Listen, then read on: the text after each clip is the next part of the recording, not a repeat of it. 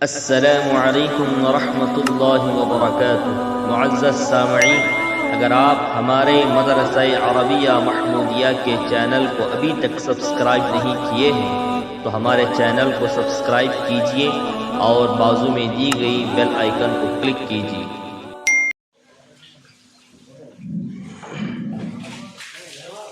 اعوذ باللہ من الشیطان الرجیم، بسم اللہ الرحمن الرحیم۔ الف لام میم ذلک الکتاب لا ریب فیہ ھدی للمتقین الذین یؤمنون بالغیب ویقیمون الصلاة ومما رزقناہم ينفقون والذین یؤمنون بما انزل الیک وما انزل من قبلک وبالآخرة هم یوقنون أولئك على هدى من ربهم وأولئك هم المفلحون إن الذين كفروا سواء عليهم أأنذرتهم أم لم تنذرهم لا يؤمنون ختم الله على قلوبهم وعلى سمعهم وعلى أبصارهم غشاوة ولهم عذاب عظيم۔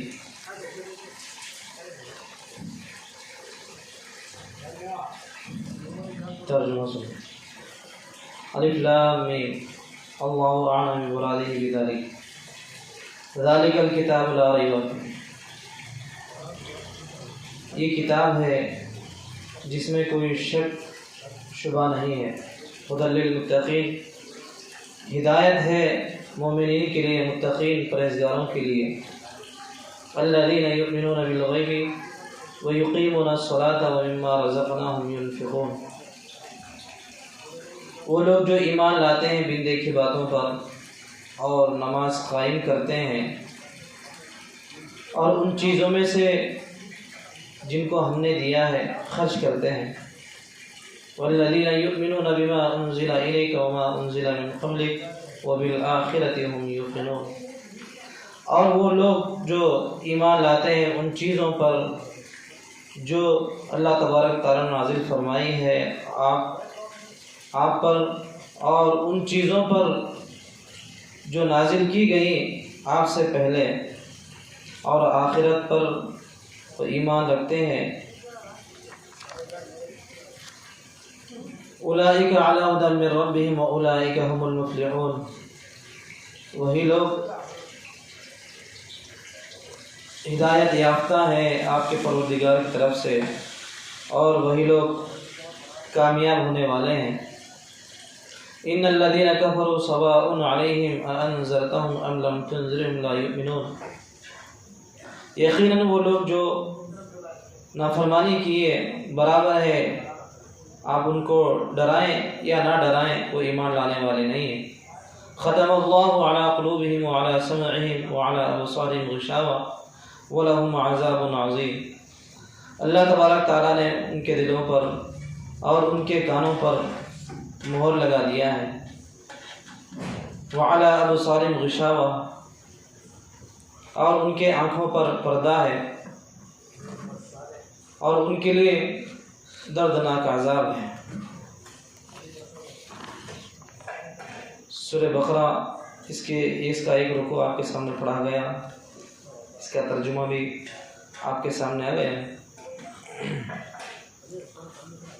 تفسیر کے شروع کرنے سے پہلے چند باتیں آپ ملاحظہ فرمائیں۔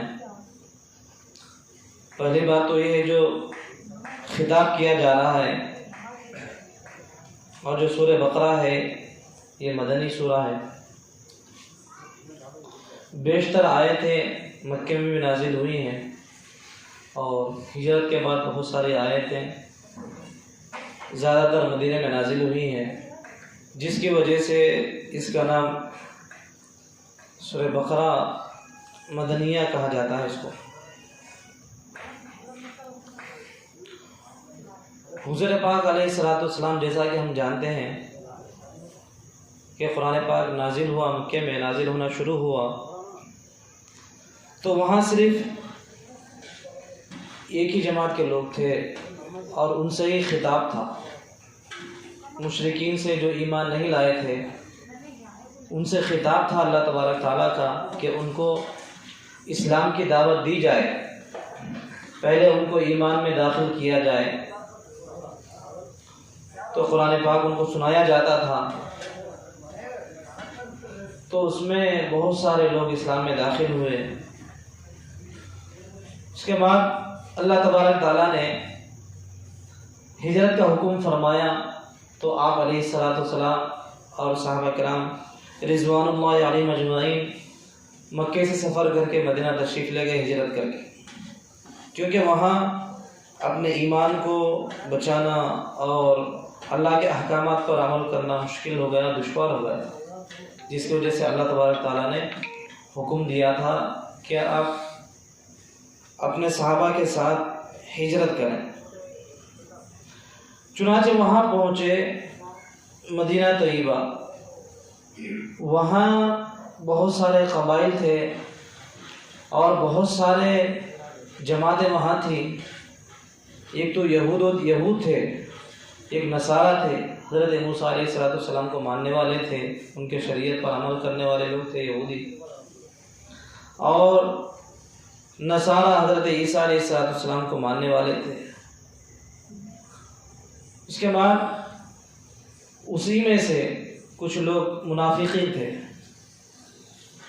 تو ظاہر بات ہے مکے میں آپ علیہ السلام کفار مشرکین کو دین کی دعوت دیتے تھے، وہاں ایک ہی لوگ تھے، صرف دین کی دعوت ان کو دینا تھا۔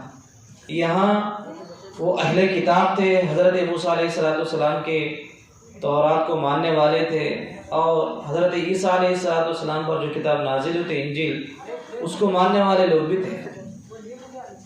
روایتوں کے اندر ہے حضرت عیسیٰ علیہ السلام کے بعد حضور پاک علیہ السلام کے دنیا میں آنے سے پہلے ان کے درمیان کا وقفہ 500 ساڑھے 500 سال کا وقفہ ہے۔ اس درمیان میں کوئی نبی نہیں آئے، تو اتنا لمبا چوڑا وقفہ گزر گیا۔ تو وہ لوگ یہ سمجھتے تھے جو ہماری کتاب ہے، تورات ہے یا انجیل ہے، یہی ہماری صحیح کتاب ہے، اور اسی پر وہ جمع ہوئے تھے اور اسی کتاب پر وہ عمل کیا کرتے تھے۔ لیکن جب قرآن پاک نازل ہوا تو قرآن پاک نے ان ساری کتابوں کی ان پر عمل کرنے کے لیے تردید فرمائی کہ صرف اب قیامت تک جو حکم چلے گا وہ قرآن پاک کا حکم چلے گا۔ قرآن پاک کے اندر جو احکامات بیان فرمائے ہیں اسی پر عمل کرنا ضروری ہے ہر ایک کو۔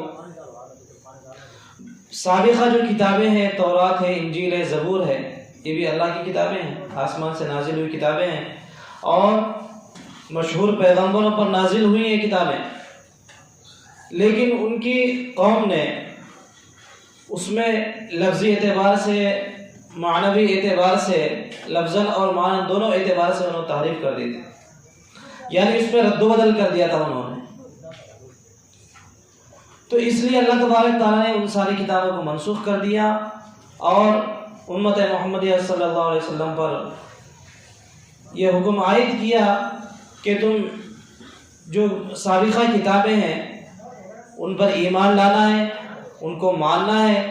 جو آدمی ان کتابوں پر ایمان نہیں لاتا ہے، انکار کرتا ہے، اس کا ایمان صحیح سلامت نہیں رہے گا۔ اور ایمان کی تعریف ہی ہے کہ اللہ کو ماننا، اللہ کے رسول کو ماننا، اور قرآن مجید پر ایمان لانا۔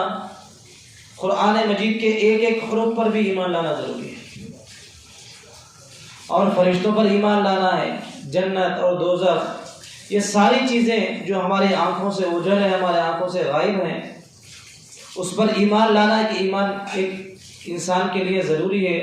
اگر وہ ان ساری چیزوں کو مانتا ہے، ایمان لاتا ہے، تو وہ ایمان مومن کہلاتا ہے، ورنہ تو اس کا ایمان بیکار ہے۔ چنانچہ مدینے میں آپ نے محنت کی، بہت سارے لوگ آپ سے سوال کیا کرتے تھے، اشکالات کیا کرتے تھے، کیونکہ وہ اہل کتاب تھے، یہود و نصارہ، یہ اہل کتاب تھے، تو ان کی کتابوں کے ذریعے میں جو سوال ہوتے تھے وہ سوال آپ سے کیا کرتے تھے۔ ادھر منافقین جو ظاہری اعتبار سے ایمان لائے تھے آپ پر، اور باطناً آپ کو ایذا پہنچانے کے لیے، مسلمانوں کو تکلیف پہنچانے کے لیے ممکن کوشش کیا کرتے تھے۔ ہر دن ان کی یہی کوشش رہتی تھی کہ اسلام کو کس طرح مٹایا جائے۔ جب وہ مسلمانوں سے ملتے تھے، صحابہ سے ملتے تھے، تو اس طرح خندہ پیشانی سے پیش آتے کہ وہ ہمارے خیر خواہ ہمدرد ہیں، اپنی ہمدردی ظاہر کیا کرتے تھے، لیکن وہ جب اپنے آقاؤں کے پاس جاتے تھے، یہود و نصارہ کے پاس جاتے تھے، تو کہتے کہ ہم تمہارے ساتھ ہیں، ہم مسلمانوں کے ساتھ نہیں ہیں، ہم صرف مسلمانوں کے ساتھ رہتے ہیں ظاہری اعتبار سے، لیکن پورے طور پر ہم آپ کے ساتھ ہیں، ہم جیسا پلان بنائیں گے مسلمانوں کو مٹانے کے لیے یا اسلام کو ختم کرنے کے لیے، ہم آپ کا ساتھ دیں گے۔ یہ وہ لوگ کہتے تھے۔ وہ بھی نماز پڑھنے آیا کرتے تھے منافقین۔ کسی منافق کو ہمت نہیں ہوتی تھی کہ اس کی جماعت چھوڑ جائے۔ منافق بھی 5 وقت نماز پڑھتا تھا، مسجد کے اندر نماز پڑھتا تھا، اس کی جماعت نہیں چھوڑتی تھی، لیکن دل کے اندر اسلام کے خلاف، مسلمانوں کے خلاف نفرت بھری ہوئی تھی ان کے دلوں کے اندر۔ تو چنانچہ اللہ تبارک تعالیٰ نے حکم دیا کہ تم ان کو اسلام کی دعوت بھی دیں اور ان کے جو جوابات ہیں، جو اشکالات ہیں، ان کو بھی دور کیا جائے۔ تو اس میں بہت مشکل پیش آتی تھی کہ ادھر ایک طرف یہود و نصارہ کے جوابات دینا اور ان کو دین کی دعوت دینا اور ان کو دین کی طرف قائل کرنا، یہ بہت مشکل کام تھا، اور ادھر جو اعتراضات ہوتے تھے منافقین کی طرف سے، ان منافقین کی طرف سے ان سوالوں کا جواب دینا اور ان کو تسلی بخش جواب دینا اور ان کو مطمئن کرنا، یہ بہت بڑی بات تھی۔ تو وہاں تو ایک پریشانی تھی مکے کے اندر، مدینے کے اندر 3 4 پریشانی ہو گئی۔ وہاں صحابہ ہجرت کر کے مدینہ آئے، مال گھر بار سب چھوڑ کر آ گئے۔ یہاں ان کو اپنے ظاہری اعتبار سے بیوی بچوں کو بھی دیکھنا تھا، دین کی خدمت بھی کرنی تھی، اور قرآن پاک کو اور دین کو اور لوگوں تک پہنچانا تھا، بہت بڑی ذمہ داری تھی۔ تو چنانچہ محنت کرتے گئے اور اللہ تبارک تعالیٰ سے مانگتے گئے، تو اللہ تبارک تعالیٰ نے دروازے کھولے اور کتنے ہزار لوگ، لاکھوں کے لوگ اسلام میں داخل ہوتے گئے۔ اسی مناسبت سے سورہ بقرہ جو مدنی ہے، یہ کچھ آیتیں مکے میں نازل ہوئی ہیں، مکے کی آیتیں کچھ آیتیں ہیں، اور مدینے میں جو نازل ہوئی وہ آیتیں بھی اس کے اندر موجود ہیں۔ جیسا کہ آپ کے سامنے پڑھا گیا، بعض سورتوں کے شروع میں کچھ حروف ہیں جیسے الف لام میم ہے، ان کو حروف مقطعات کہا جاتا ہے اور متشابہات بھی کہا جاتا ہے۔ عموماً مفسرین کرام کہتے ہیں کہ اس کا جو معنی ہے، اس کا جو مطلب ہے، یہ جو حروف مقطعات ہیں، ان کے معنی اور مطلب کو صرف اللہ ہی جانتے ہیں، اور اللہ تبارک تعالیٰ حضور پاک علیہ الصلوۃ والسلام کو جو معنی اور مطلب بتایا ہے، حضور اور اللہ کے درمیان کی باتیں ہیں۔ بس ہمیں ایمان لانا ہے کہ قرآن پاک آگے آیت کے اندر ہے، ذالک الکتاب لا ریب فیہ، کہ یہ کتاب ایسی کتاب ہے کہ اس کے اندر شک و شبہ بالکل نہیں ہے۔ شک و شبہ وہاں ہوتا ہے جہاں خود کتاب کے اندر کچھ غلطی ہوتی ہے، لکھنے والا کچھ لکھ دیا، بولنے والا کچھ بول دیا تو اس کو لکھ دیا۔ غلطی 2 اعتبار سے ہوتی ہے، ایک تو خود کتاب کے اندر غلطی ہے، شک ہے کتاب کے اندر کہ یہ مسئلہ صحیح ہے یا نہیں، غیر صحیح ہے، اور دوسری غلطی جب ہوتی ہے آدمی کی کچھ فہمی کی وجہ سے، آدمی اس کا ذہن اتنا اعلیٰ نہیں ہوتا ہے کہ اس چیز کو سمجھ سکے، آدھا ادھورا سمجھ لیتا ہے اور اپنے ذہن پر بھروسہ کرتا ہے، یقین کرتا ہے، تیقن کرتا ہے کہ میں جو سمجھ رہا ہوں وہ صحیح ہے، اس کتاب کے اندر غلط ہے۔ تو 2 اعتبار سے غلطی ہوتی ہے، تو اس کو بتایا جا رہا کہ ذالک الکتاب لا ریب فیہ، اس قرآن پاک کے اندر کوئی شک و شبہ کی گنجائش نہیں ہے بالکل۔ اس کا ایک ایک حرف صحیح ہے، اس کا ایک ایک معنی بالکل صحیح ہے، اور قیامت تک یہ ایسا ہی رہے گا، اس کے اندر کوئی رد و بدل نہیں کر سکے گا۔ جیسے کہ سابقہ کتابوں میں تورات، انجیل، زبور، ان ساری کتابوں کے اندر ان کی قوم نے، اس وقت کے لوگوں نے اس میں تحریف کر دی تھی، لفظی اعتبار سے، مسائل کے اعتبار سے معنی کے اعتبار سے، ہر اعتبار سے انہوں نے تحریف کر کے بدل دیا تھا تورات کو۔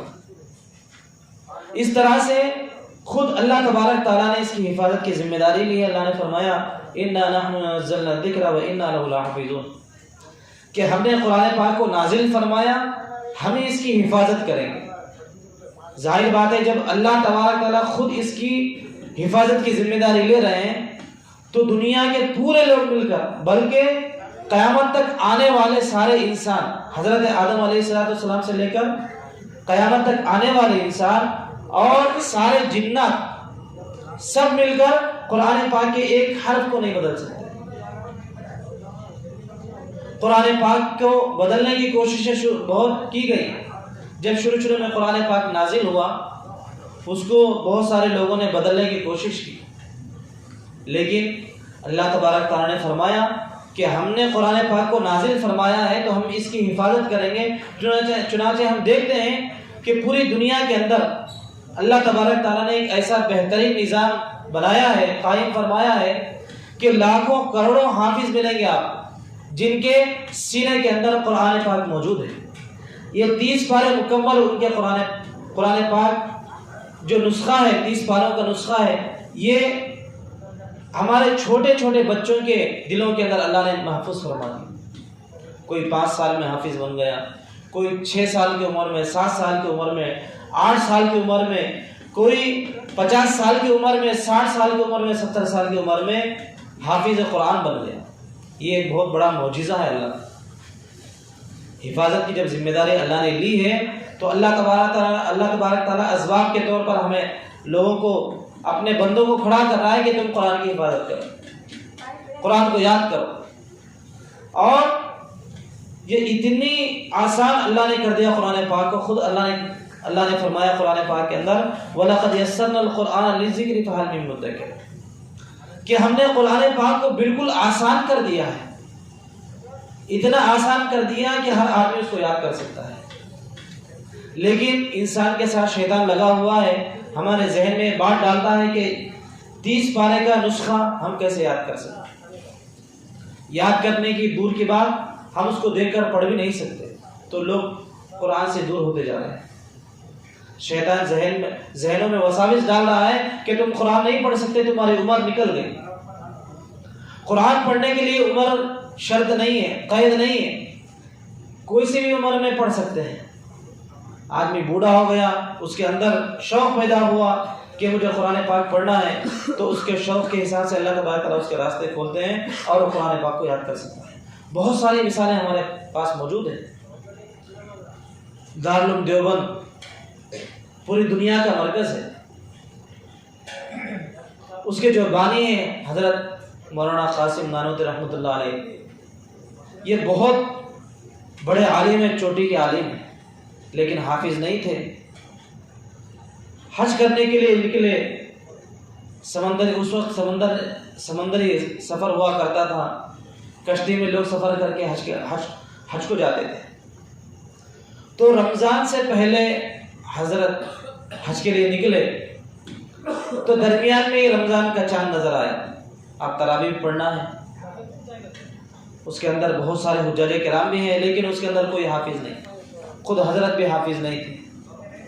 تو ان کے اندر ایک تڑپ پیدا ہوئی کہ ہمیں تراویح قرآن سے پڑھنا ہے، اللہ کے کلام سے پڑھنا ہے۔ تو حضرت کے دل کے اندر ایک کڑن پیدا ہوئی کہ مجھے یاد کرنا ہے۔ چنانچہ لکھا ہے تاریخ کے اندر کہ صبح یاد کرتے تھے تو عصر تک ایک پارہ مکمل یاد کرتے تھے زبان، اور وہی پارہ جو یاد کیا تھا وہ تراویح میں سناتے تھے۔ تو 30 دن میں، 1 مہینے کے اندر مکمل قرآن پاک کو حفظ یاد کر لی۔ اس وقت بڑی عمر کے تھے حضرت، لیکن دل کے اندر جذبہ پیدا ہوا، شوق پیدا ہوا، اللہ سے انہوں نے مانگا کہ میں قرآن پاک یاد کر کے سناؤں گا۔ تو اللہ تبارک تعالیٰ نیت کے اعتبار سے فیصلہ فرما دیا، یہ 1 مہینے کے اندر مکمل قرآن پاک کو یاد کر لیا۔ کتنا بڑا معجزہ ہے۔ تو آج بھی اگر کوئی آدمی قرآن پاک پڑھنے کی خواہش کرتا ہے، رغبت کرتا ہے، شوق اس کے دل کے اندر پیدا ہوتا ہے، تو آسانی سے پڑھ سکتا ہے، لیکن اس کے لیے شرط ہے کہ ہم اپنے جذبات کو دکھائیں، شوق اور اپنے اندر فکر پیدا فرمائے کہ مجھے قرآن پاک پڑھنا ہے. تو ذالک الکتاب لا ریب فیہ، اللہ تبارک تعالیٰ فرماتے ہیں اس کتاب کے اندر، اس قرآن پاک کے اندر کوئی شک و شبہ نہیں ہے. کوئی آدمی کہیں کا بھی رہنے والا قرآن پاک کا مطالعہ کر لے، قرآن پاک کے مطلب کو سمجھے، اس کے اندر ایک حروف کے برابر، ایک نقطے کے برابر بھی شک و شبہ نہیں ہے. آج دیکھیں تقریباً 1450 سال گزر گئے حضرت پاک علیہ السلام کے زمانے سے. آج ہمارا جو زمانہ چل رہا ہے 1450 برس گزر گئے، لیکن آج بھی قرآن پاک ویسا ہی ہے جیسا آپ علیہ السلام کے زمانے میں تھا. اس میں کوئی تبدیلی نہیں ہے. تو اللہ تبارک تعالیٰ فرماتے ہیں جو کوئی آدمی اس قرآن پاک کو پڑھتا ہے، اس کے مطلب کو سمجھتا ہے اور اپنی زندگی کے اندر قرآن پاک کے احکامات پر عمل کرتا ہے، اپنی زندگی کے اندر قرآن پاک کے مسائل کو اور اس پر عمل کرنے کی کوشش کرتا ہے، تو ھدی للمتقین، یہ کتاب ہدایت ہے متقی پرہیزگار لوگوں کے لیے. جب آدمی ارادہ کرتا ہے کہ مجھے اپنی زندگی قرآن کے مطابق گزارنا ہے، جس طرح اللہ تبارک تعالیٰ نے حکم دیا ہے زندگی گزارنے کا، جو اصول بتایا ہے، جو کسوٹی، جو معیار ہمیں دی ہے، اس کے مطابق میں اپنی زندگی گزاروں گا، تو اللہ تعالیٰ فرماتے ہیں کہ ھدی للمتقین، یہ پرہیزگار متقی لوگوں کے لیے ہدایت ہے، راستہ ہے. جیسے جیسے قرآن پاک کو پڑھتے جائیں گے، سمجھتے جائیں گے، تو اللہ تعالیٰ راستے کھولتا جائے گا. جیسے ہم ہر نماز میں سورہ فاتحہ کو پڑھتے ہیں اور اللہ سے پڑھتے ہیں ایاک نعبد و ایاک نستعین اہدنا الصراط المستقیم، ہمیں اے اللہ سیدھا راستہ ہمیں دکھا، صراط المستقیم ہمیں دکھا، ایسا راستہ دکھا کہ ہم اپنے منزل مقصود کو آسانی سے پہنچ جائیں. تو ہم ہر نماز کے اندر دعا کرتے ہیں، تو اسی کو فرمایا ھدی للمتقین، یہ سیدھا راستہ دکھانے والے قرآن پاک ہے. یہ متقی پرہیزگاروں کے لیے. متقی پرہیزگار اس کو کہا جاتا ہے جس کو اللہ تبارک تعالیٰ نے فرمایا ہو کہ یہ چیز حرام ہے، یہ چیز حلال ہے، حرام چیز کو چھوڑ دیتا ہے اور حلال چیز کو اختیار کرتا ہے، اور ان چیزوں کو اختیار کرتا ہے اور ان چیزوں کو بھی چھوڑ دیتا ہے جو دل کے اندر کھٹکتی ہیں. یعنی ایک چیز تو ہے کہ یہ واضح طور پر یہ حرام ہے اور یہ حلال ہے. آدمی کو معلوم ہے سود کھانا حرام ہے، سود لینا حرام ہے، شراب پینا حرام ہے، دھوکہ دینا حرام ہے، اور کسی کا دل دکھانا، کسی کی عزت و آبرو پر ڈاکہ ڈالنا، یہ بھی حرام ہے. تو بڑے بڑے گناہ ہیں. یہ واضح طور پر ہمیں معلوم ہے کہ یہ حرام ہے، آدمی حرام سے بچ رہا ہے. لیکن بعض چیزیں ایسی ہیں کہ وہ حرام بھی ہے، اور بعض مرتبہ وہ چیزیں وقت کے اعتبار سے شریعت اس کی گنجائش دیتی ہے. لیکن ایسی چیزوں کو بھی چھوڑ دیتا ہے جو دل میں کھٹکتی، ان چیزوں کو بھی چھوڑ دیتا ہے، تو متقی پرہیزگار کہلاتا ہے. جہاں حرام کا شبہ دکھا فوراً اس چیز کو چھوڑ دیا تو اس کو متقی کہا جاتا ہے. متقی وہ ہے کہ اس کے دل میں، اس کا دل ہمیشہ اللہ کے خوف سے، اللہ کے خشیے سے بھرا ہوا. وہ جو بھی کام کرتا ہے وہ یہ سوچ کر کام کرتا ہے کہ یہ میں کام کر رہا ہوں، اس سے اللہ مجھ سے راضی ہوگا یا ناراض ہوگا. ہر وقت اس کو فکر لگی رہتی ہے کہ میں جو عمل کر رہا ہوں اس سے، میرے عمل کرنے سے اللہ راضی ہوں گے یا ناراض ہوں گے. ہمیشہ اللہ سے ڈرتا ہے. تو آگے متقی کون ہوتے ہیں، متقی کی پہچان کیا ہے، ان کی صفات کیا ہے، جن کو متقی کہا جائے، وہ اللہ تبارک تعالیٰ ان کی صفات کو اللہ تعالیٰ آگے بیان فرما رہے ہیں کہ متقی کس کو کہا جاتا ہے اور متقی کون لوگ ہوتے ہیں. شریعت کی نظر میں، اللہ کی نظر میں متقی پرہیزگار کون ہے، ان کی پہچان کیسی ہو، کیا علامت سے ہم پہچانیں گے، اس کو اللہ تعالیٰ فرما رہے ہیں الذین یؤمنون بالغیب ویقیمون الصلاۃ ومما رزقناہم ینفقون. ایک صفت تو یہ بیان کی گئی کہ وہ لوگ ہیں متقی پرہیزگار جو بن دیکھی چیزوں پر ایمان لاتے ہیں. نہ ہم نے جنت کو دیکھا، نہ ہم نے دوزخ کو دیکھا، نہ ہم نے حضور پاک علیہ السلام کو دیکھا، نہ ہم نے صحابہ کو دیکھا، نہ ہم نے فرشتوں کو دیکھا، نہ ہم نے قرآن پاک کو نازل ہوتا ہم نے نہیں دیکھا. اور نہ ہم نے جنت کو دیکھا، نہ ہم نے جہنم کو دیکھا، نہ ہم نے قبر کے عذاب کو دیکھا کہ قبر میں کیا عذاب ہوتا ہے اور جہنم میں کیا عذاب ہوتا ہے، جنت میں کیا کیا چیزیں ہیں، کسی چیز کو ہم نے نہیں دیکھا۔ نہ ہم نے تورات کو دیکھا، انجیل کو دیکھا، نہ ہم نے کسی نبی کو ہم نے نہیں دیکھا۔ لیکن فرمائے متقی پرہیزگار وہ لوگ ہیں کہ الذین یؤمنون بالغیب، غیب کی باتوں پر ایمان لے کر آتے ہیں، جس کو حضور پاک علیہ الصلوۃ والسلام نے فرمایا کہ جنت حق ہے، جہنم حق ہے، عذاب کا خبر حق ہے، اور فرشتے یہ بھی حق ہیں، اور جو کتابیں نازل ہوئی ہم سے پہلے حضور پاک علیہ الصلوۃ والسلام سے پہلے نازل ہوئی وہ بھی اللہ کی طرف سے کتابیں نازل ہوئی، اللہ نے نازل فرمائی، اور قیامت آئے گی یہ بھی حق ہے۔ اگر کوئی قیامت کا انکار کرتا ہے تو اس کا ایمان ہی خطرے میں ہے۔ تو ان ساری چیزوں پر ایمان لانا، فرشتوں پر ایمان لانا، قرآن پاک پر ایمان لانا، سابقہ کتابوں پر ایمان لانا، رسولوں پر ایمان لانا، پیغمبروں پر ایمان لانا، جنت اور دوزخ پر ایمان لانا، اور قیامت کے قریب جو چیزیں ہوں گی، قیامت کی جو نشانیاں، جو علامتیں ہیں، اور قیامت برپا ہوگی، قبر کے اندر جو عذاب ہوگا، یہ ساری چیزوں پر ایمان لانا ایک مومن کے لیے ضروری ہے۔ ان چیزوں پر ایمان لاتا ہے، ان چیزوں کو مانتا ہے تو اس کا ایمان صحیح سلامت ہے، وہ مومن کہلاتا ہے۔ اگر ان چیزوں میں سے کسی بھی چیز کا انکار کرتا ہے تو اس کا ایمان خطرے میں ہے، وہ مومن نہیں ہوگا، بلکہ اس کے دل کے اندر کھوٹ ہے۔ اگر انکار کرتے ہوئے نماز پڑھتا ہے، روزہ رکھتا ہے، زکوٰۃ دیتا ہے، حج کرتا ہے تو اس کا کوئی فائدہ نہیں، کیونکہ ان چیزوں میں سے کسی بھی چیز کا انکار کر دے تو خطرہ۔ اس لیے جو حضور پاک علیہ الصلوۃ والسلام نے ہمیں تعلیم دی ہے کہ ان ساری چیزوں پر ایمان لانا ضروری ہے، تو ہر چیز پر ایمان لانا ضروری ہے۔ اب تو تورات انجیل اس پر ایمان لانا ہے لیکن اس پر عمل کرنا نہیں ہے۔ ایمان کا تعلق قلب سے، دل سے ہوتا ہے، دل سے اس کی تصدیق کی جائے۔ اسلام اور ایمان میں فرق ہے۔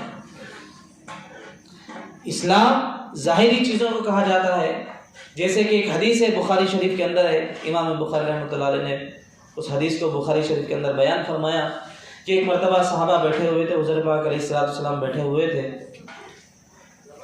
اچانک ایک شخص کو دیکھا کہ مکمل سفید لباس پہنا ہوا ہے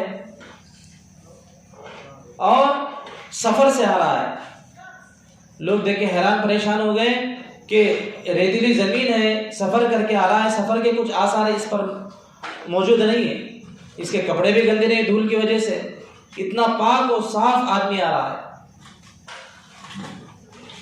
اور حضور بیٹھے ہوئے، صحابہ بیٹھے ہوئے ہیں، وہ آدمی آیا اور آ کر سیدھا حضور پاک علیہ الصلوۃ والسلام کے روبرو بیٹھ گیا اور اپنے زانوں، ایک گھٹنے حضور پاک علیہ الصلوۃ والسلام کے گھٹنے سے لگا کر ایسا بیٹھ گیا سامنے۔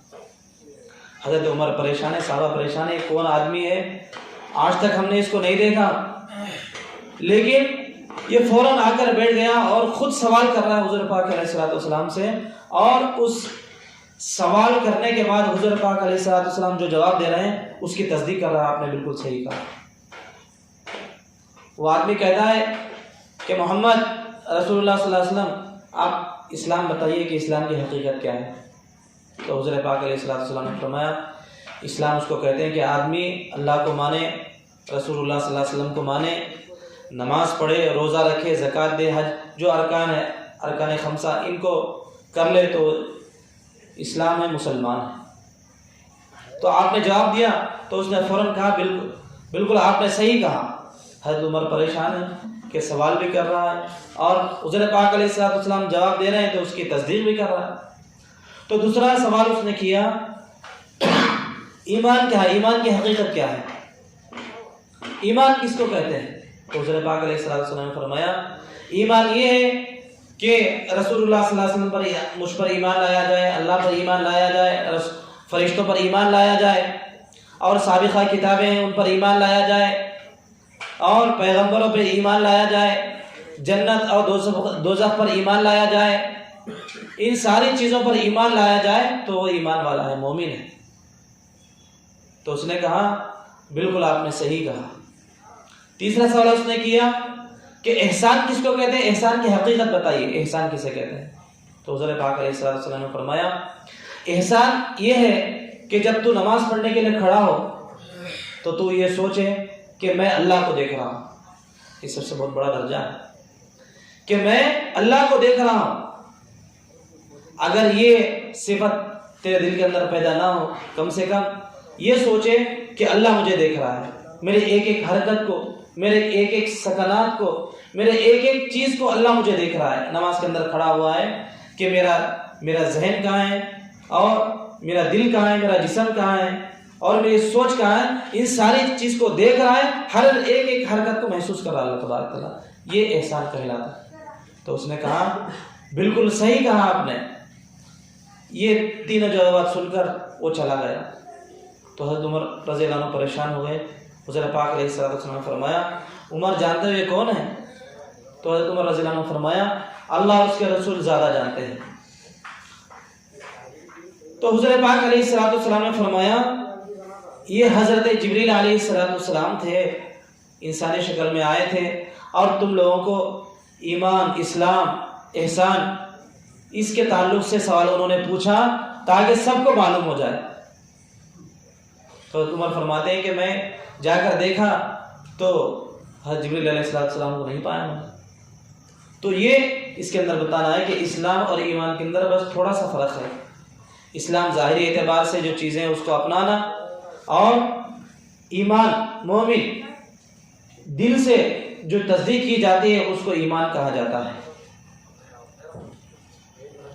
تو ایمان مومنین کی صفت کو بیان کیا گیا کہ وہ بن دیکھی چیزوں پر ایمان لاتے ہیں اور وَيُقِيمُونَ الصَّلَاةَ اور نماز کی پابندی کرتے ہیں، اور نماز بھی اتنے آرام اور سکون سے جو اس کے شرائط ہیں، جو آداب ہیں، واجبات ہیں، سنن ہیں، ان ساری چیزوں کو سامنے رکھ کر نماز پڑھتے ہیں۔ الٹ ڈپ نماز نہیں پڑھتے بلکہ نماز کو سیکھ کر نماز پڑھتے ہیں۔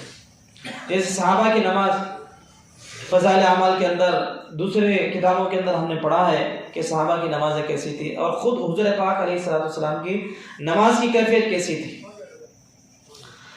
آپ نماز میں جب کھڑے ہوتے تھے تو اس قدر قرآن پاک آپ پڑھتے تھے نماز کے اندر، کبھی مکمل رکوع، پورا رات رکوع آپ نے ایک رکوع میں گزار دیا، قیام کر رہے ہیں، کھڑے ہیں، رات گزر گئی، قیام میں کھڑے ہیں۔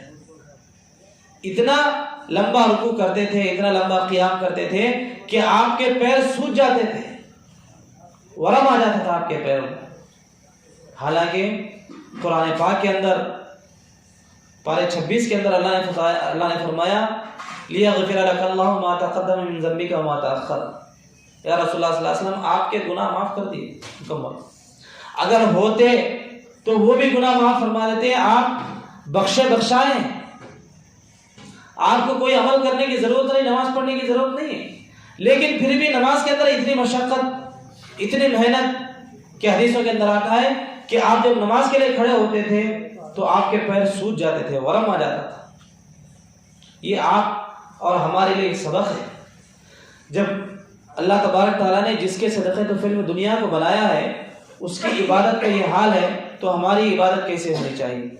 اسی کو فرما رہے ہیں وَيُقِيمُونَ الصَّلَاةَ، اور نماز کی پابندی کرتے ہیں، نماز قائم کرتے ہیں۔ ایک تو نماز پڑھنا ہے، اور نماز کے قائم کرنا جو شرائط ہے نماز کے، کہ وضو کس طرح کیا جائے، وضو کے اندر کیا کیا چیزیں شرط ہیں، کیا کیا سنتیں ہیں، کیا کیا واجبات ہیں، اور کن چیزوں سے وضو ٹوٹ جاتا ہے، اور کس دھیان سے وضو کریں گے تو نماز میں ہمارا دل لگتا ہے، اور وضو کر کے فارغ ہو گئے تو نماز کے اندر ہمارا دل کیسا لگے، ذہن کیسا لگے، اور وساوس ہماری سب چیزیں ختم ہو، یہ اس کی کیا تدبیر ہے۔ آج بہت سارے لوگوں کی شکایت ہوتی ہے کہ ہم نماز پڑھتے ہیں، جسم ہمارا مسجد کے اندر ہے لیکن ذہن ہمارا دکان پہ ہے، ذہن ہمارا گھر میں ہے، شیطان وساوس ڈالتا ہے۔ کبھی ہم نے یہ سوچا کہ جب ہم وضو کرتے ہیں تو ہم وضو میں جو سنتیں ہیں اس کو اپناتے ہیں، وضو کر رہے ہیں دنیا کی باتیں کر رہے ہیں، وضو کر رہے ہیں ہنسی مذاق کرتے وضو کر رہے ہیں، وضو کر رہے ہیں اور دوسری باتیں کر رہے ہیں، جس کی وجہ سے وضو کا جو خشوع ہوتا ہے وہ ختم ہو جاتا ہے، اور اسی وضو سے ہم آ کر نماز پڑھتے ہیں، کھڑے ہوتے ہیں تو نماز میں ذہن ادھر ادھر بھٹک جاتا ہے۔ ہمیں یہ بھی معلوم نہیں ہوتا کہ امام صاحب نے کون سی سورت پڑھی ہے، یا امام صاحب نے 4 رکعت نماز پڑھی ہے یا 5 رکعت نماز پڑھی ہے، یا امام صاحب نے سجدہ سہو کیا نہیں کیا، اس کا کچھ پتہ نہیں ہے۔ کیوں؟ اس لیے کہ ہم دیکھا دیکھی نماز پڑھ رہے ہیں۔ صحابہ نماز سیکھتے تھے، ایک دوسرے کو بتاتے تھے کہ دیکھو میرا رکوع صحیح ہے نہیں ہے صحیح، جو میں سجدہ کر رہا ہوں یہ سجدہ حضور پاک علیہ السلام جس طرح کیا کرتے تھے اس کے مطابق میرا سجدہ ہے یا نہیں ہے، یہ نماز کی فکر ہوا کرتی تھی ان کو، تو نماز کو سیکھ کر پڑھتے تھے، عملی طور پر سیکھ کر نماز پڑھتے تھے، دیکھا دیکھی نماز نہیں پڑھتے۔ ہم دیکھا دیکھی نماز پڑھتے ہیں جس کی وجہ سے ہماری نمازوں کے اندر جان نہیں، ہم خوب دعائیں کرتے ہیں لیکن ہماری دعائیں قبول نہیں ہوتی، ہمارے مسائل حل نہیں ہوتے۔ کیوں حل نہیں ہوتے؟ کبھی ہم نے سوچا کہ ہماری نماز ایسی نہیں ہے کہ جس کا وسیلہ دے کر اللہ سے مانگے اور اللہ ہماری دعا قبول کر لے اور ہمارے مسائل ختم، لیکن نہیں، ہم نے کبھی اپنی نماز کو خشوع خضوع والی ہم نے نماز نہیں بنایا، کبھی ہم نے نماز سیکھی نہیں ہے، کبھی ہم نے یہ نہیں سوچا کہ نماز کے اندر کیا چیزیں کرنے سے نماز ہوتی ہے، کیا چیزوں کو کرنے سے نماز ٹوٹ جاتی ہے، کن چیزوں کو اپنانا چاہیے، یہ ساری چیزیں ہم نے نہیں سوچی۔ کبھی ہم 15 سال سے نماز پڑھ رہے ہیں، 20 سال 40 سال سے نماز پڑھ رہے ہیں، ہمارے اتحیات صحیح نہیں، نہ سورہ فاتحہ صحیح ہے، نہ رکوع کے اندر تسبیح صحیح ہے، اور نہ سجدے کے اندر جو تسبیح کہی جاتی ہے وہ تسبیح صحیح نہیں، کوئی چیز ہماری صحیح نہیں، لیکن نماز پڑھ رہے ہیں، ظاہری اعتبار سے ہم نماز پڑھ رہے ہیں لیکن باطنی اعتبار سے اس نماز کا کوئی فائدہ نہیں۔ روایت کے اندر ہے جب آدمی نماز پڑھتا ہے، نماز کو بگاڑ کر پڑھتا ہے، رکوع صحیح نہیں کرتا، سجدہ صحیح نہیں کرتا، تو وہ نماز معراج پر جانے سے پہلے، آسمان پر جانے سے پہلے، عرش پر جانے سے پہلے اس نماز کو ایک کالے کپڑے میں لپیٹ کر اس نمازی کے منہ پر مار دیا جاتا ہے کہ تیری نماز بددعا دیتے ہوئے جاتی ہے۔ وہی نماز کو آدمی کوئی سدھار کر پڑھتا ہے، سنت کے مطابق پڑھتا ہے، شرائط کو سامنے رکھ کر پڑھتا ہے، تو وہ نماز اس نمازی کو دعا دیتے ہوئے آسمان کی طرف جاتی ہے، عرش کے پاس جا کر اس کی مغفرت کے لیے دعا کرتی ہے۔ تو ہمیں نماز کی بھی فکر کرنی ضروری ہے، اور نماز کے اندر جو چیزیں ہیں، جو چیزیں اپنائی جاتی ہیں جن سے نماز ہوتی ہے، نماز کے اندر جو جان آنی ہے، جو خشوع خضوع نماز کے اندر پیدا ہونا ہے، اس کو ہمیں سیکھنا چاہیے، اور نماز کو جس طرح کتابوں کے اندر حدیثوں کے اندر بیان کیا ہے کہ حضور پاک علیہ السلام اس طرح وضو کیا کرتے تھے، حضور پاک علیہ السلام کی نماز ایسی تھی، تو اس کو پڑھ کر، یا اگر پڑھنا نہیں آتا ہے کسی کے عالم کے پاس، کسی حافظ کے پاس، کسی کے پاس جا کر ہم اپنی نماز کو بتائیں کہ میری نماز صحیح ہے، کیا میں رکوع کر رہا ہوں صحیح ہے، اور جو میں سجدہ کر رہا ہوں صحیح ہے۔ ایک آدھ دن اگر ہم ایسا کرتے رہیں گے تو ہماری نماز بالکل ایسی نماز ہو جائے گی، خود ہمارے نماز کے اندر دل لگے گا اور مسجد کے اندر دل لگے گا۔ وقت کافی ہو چکا ہے اور تفسیر بھی باقی ہے انشاءاللہ، اور جو باتیں رہ گئی ہیں اگلی مرتبہ جب موقع ملے گا تو ان ساری باتوں کو بتا دیا جائے گا۔ وآخر دعوانا الحمدللہ رب العالمین۔